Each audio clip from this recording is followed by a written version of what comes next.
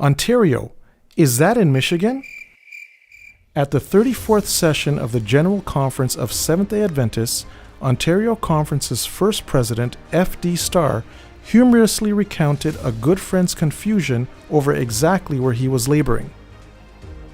"No," he responded, "the work is not in Michigan but in Ontario, Canada."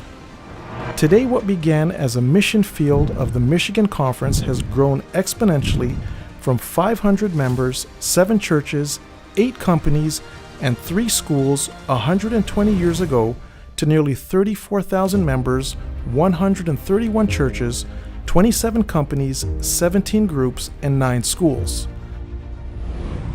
As one of the largest and most diverse conferences in North America today, there's no doubt in anyone's mind that no, Ontario is not Michigan. Ontario Conference's present mandate of making disciples who make disciples traces back to the Great Commission of Matthew 28, and the seeds for Adventism in Ontario were planted on October 22, 1844, a day known as the Great Disappointment. Hiram Edson, a prosperous farmer from western New York, was among those who waited that entire day for Christ to return as predicted by Baptist preacher William Miller. When Christ did not come, Edson spent that whole night weeping. But he had a vision the next day that took him to Revelation 10, verse 11. And he said unto me, "You must prophesy again before many peoples and nations and tongues and kings." His decision to hold fast to his faith helped set in motion the development and expansion of the Seventh-day Adventist Church all the way to Ontario, Canada. So convicted were he and emerging Adventist leader Joseph Bates that God had precious jewels in Canada West, as Ontario was then called, that they braved deep snow, bitter cold, ridicule, and opposition. They were determined, no matter what, to share the Sabbath truth and new understandings of the soon coming of Christ.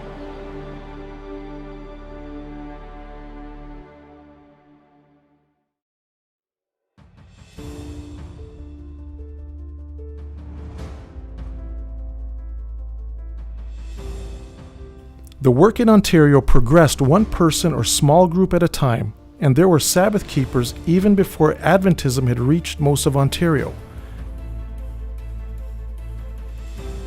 By 1899, evangelistic efforts had grown the Adventist population to the point that it needed to be organized. And where did it all begin? A small town in southwestern Ontario.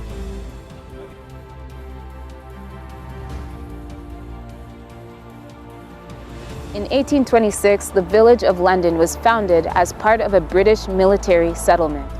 Among the first Sabbath-keeping Adventists baptized were Peter Gibson and his wife Elizabeth of London, Ontario.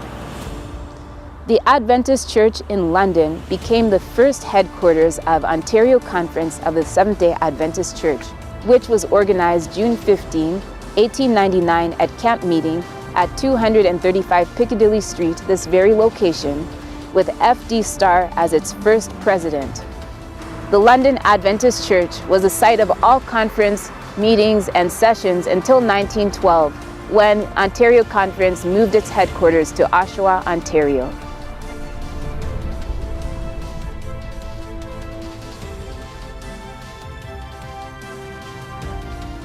Following the conference's formal organization, several churches were established one after the other, including the first church building in Ontario in Albouna, Essex County in 1893, and Six Nations Church in Hagersville, Ontario.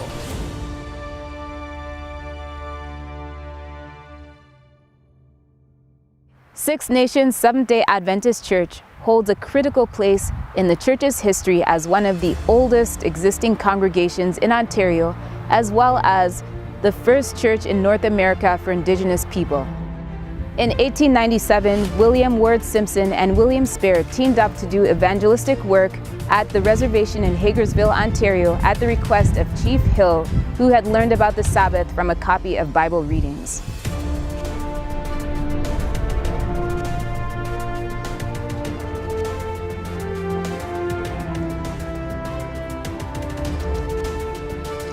In the conference's first 25 years, churches were organized in locations as far-reaching as Ottawa, Kingston, Toronto, Simcoe, St. Catharines, and Windsor. In 1911, after several address changes, the first Toronto Seventh-day Adventist Church settled for a time at Audie Street. The Audie Street Church's basement also housed the Ontario Conference head office.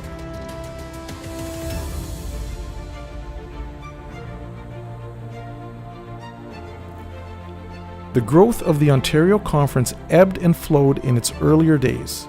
Among other challenges, members faced persecution at the turn of the 19th century due to a provincial Sunday law, and membership took a hit in the first 30 years due to immigration to the United States. Furthermore, the Great Depression depleted resources, leading to reduced staff and the merger of the Ontario and Quebec conferences. However, in the 1940s and 1950s, the Adventist Church in Ontario experienced a revival, and one of the biggest trends boosting the churches and creating the wonderful tapestry of cultures we now enjoy was immigration.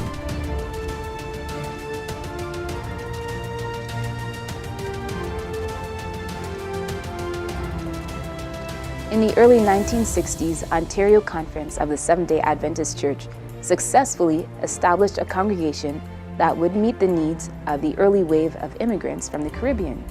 It all started with 38 charter members in a rented church on Shaw Street, led by 8 youths from Jamaica, Guyana, and Trinidad, as well as Pastor Rudolph James, Canada's first Black pastor.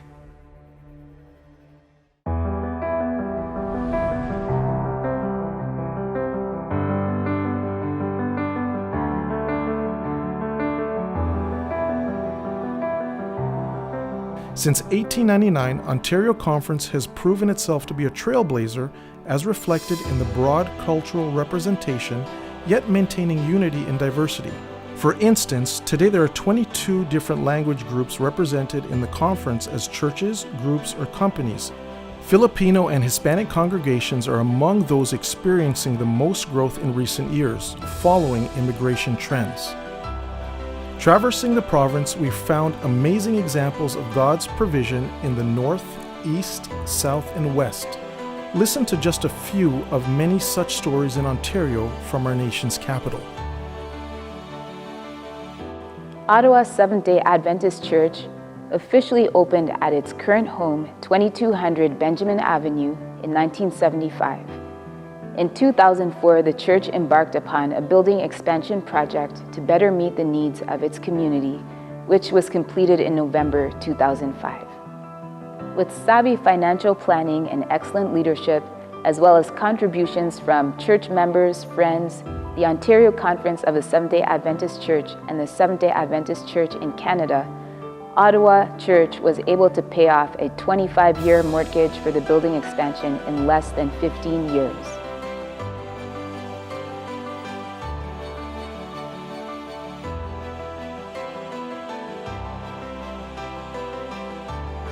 In July 2017, with the generous support of Ontario Conference and church members, as well as the engagement of Ottawa Adventist School, Ottawa Church was able to purchase this building at 2190 Benjamin Avenue.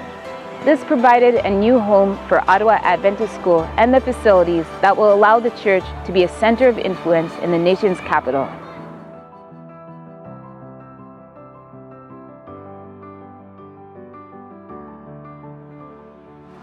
Our present and final conference location is another example of God's provision.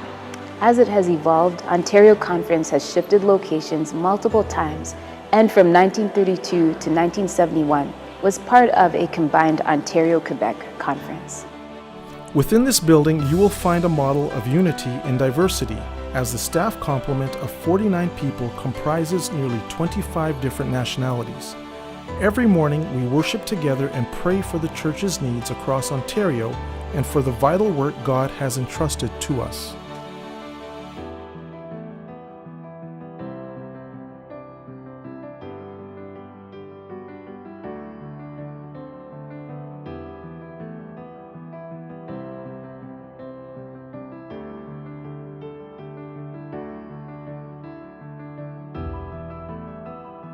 Among the conference's recent endeavors is increased mission work in the north facilitated by its acquisition of a Cessna aircraft in partnership with Adventist World Aviation.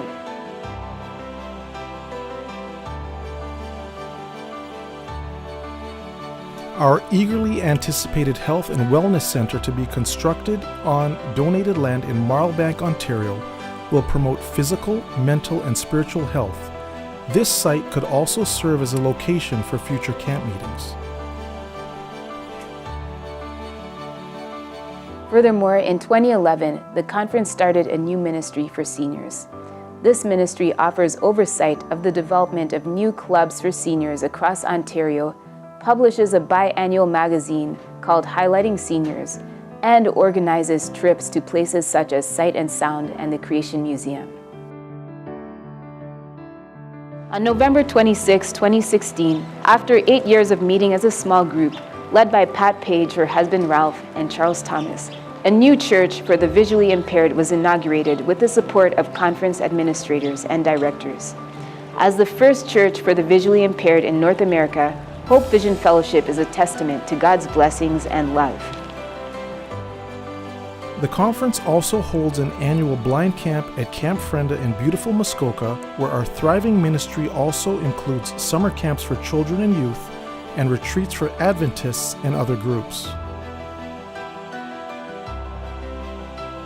In 2010, Ontario Conference became the first conference in Canada to have formal disaster response training. To date, 500 people have been trained and certified. In addition, Ontario Conference is the only conference in Canada with a significant number of pastors trained in suicide prevention, intervention, and postvention. The conference is also reaching millennials and Gen Zs with events like the recent Earth Day Summit, where leading scientists and theologians shared compelling evidence for the biblical creation account. The event welcomed thousands of guests of various religious backgrounds. Designed to combat millennial views that the church is anti-science, the summit indicated that the conference will continue to be a trendsetter for years to come. In the near future, Ontario Conference envisions expanding its reach with initiatives including a health summit targeting mental, physical, and spiritual health, a creation museum, and a ministry for the hearing impaired. We greatly appreciate contributions, vision, and diligence of all our conference presidents, starting with Elder Starr up to Dr. Edward serving his third term. God has worked mightily through these leaders. We thank you for your prayers in the past, and we need your prayers going forward. We seek your steady support as we press towards finishing God's work in these last days to look forward to the coming of Jesus Christ. So please, let's do it together, each one doing his part, every disciple making a disciple as we expand the kingdom of God and finish his work. God bless you, and thanks in advance.